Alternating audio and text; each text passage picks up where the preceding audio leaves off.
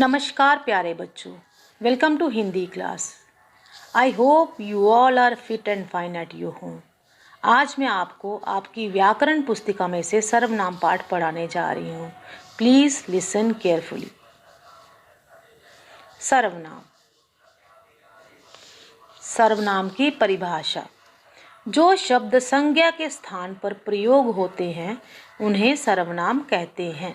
जैसे तुम, वह, हमारा, वे इत्यादि सर्वनाम शब्द हैं। फॉर एग्जाम्पल, उदाहरण के तौर पर तुम मेरे साथ चलोगी, तो इसमें तुम जो शब्द है वो सर्वनाम शब्द है। सर्वनाम के भेद। सर्वनाम 5 प्रकार के होते हैं।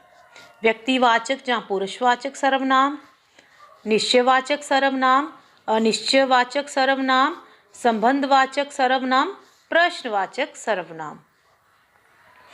सबसे पहले हम करेंगे पुरुषवाचक सर्वनाम। जो शब्द किसी बोलने वाले, सुनने वाले या जिसके विषय में कुछ कहा जाए के स्थान पर प्रयुक्त हों उन्हें पुरुषवाचक सर्वनाम कहते हैं। ये मुख्य तीन प्रकार के होते हैं। प्रथम पुरुष, द्वितीय पुरुष, तृतीय पुरुष। First person, second person, third person. प्रथम पुरुष, इसे उत्तम पुरुष के रूप में भी जाना जाता है।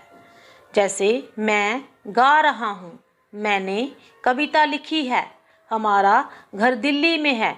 इन उदाहरणों में मैं, मैंने, हमारा प्रथम पुरुष हैं। द्वितीय पुरुष या मध्यम पुरुष, ऐसे शब्द जिनसे बात सुनने वाले का बोध हो, जो हमारी बात सुन रहा हो उसका बोध हो, उसे मध्यम पुरुष कहते हैं।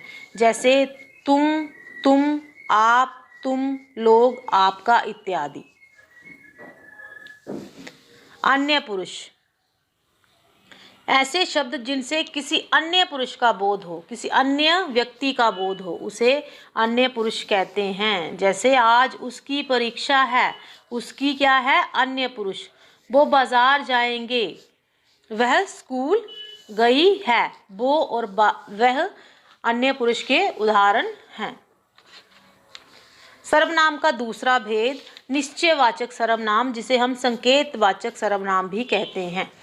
ये शब्द किसी की ओर इशारा करते प्रतीत होते हैं या निश्चितता को बताते हैं। जैसे ये, वो, ये।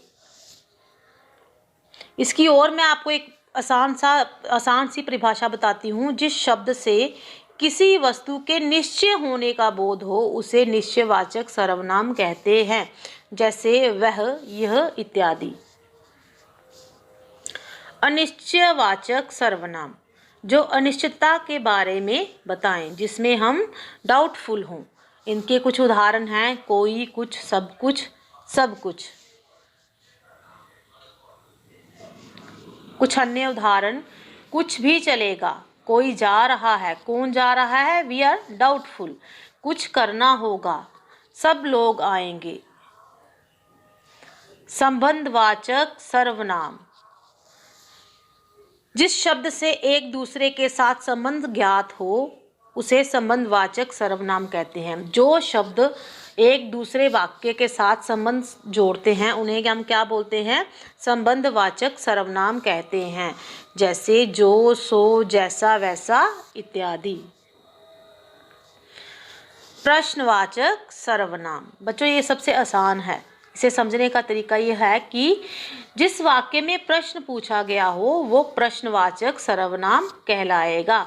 जैसे तुम्हारा नाम क्या है, तुमने आज क्या खाया। इसमें बच्चों से आपसे प्रश्न पूछा गया ना कि आपका नाम क्या है, आपने आज क्या खाया, तो ये प्रश्न है। तो जहाँ पे प्रश्न पूछा गया हो उसे हम प्रश्नवाचक सर्वनाम कहते हैं।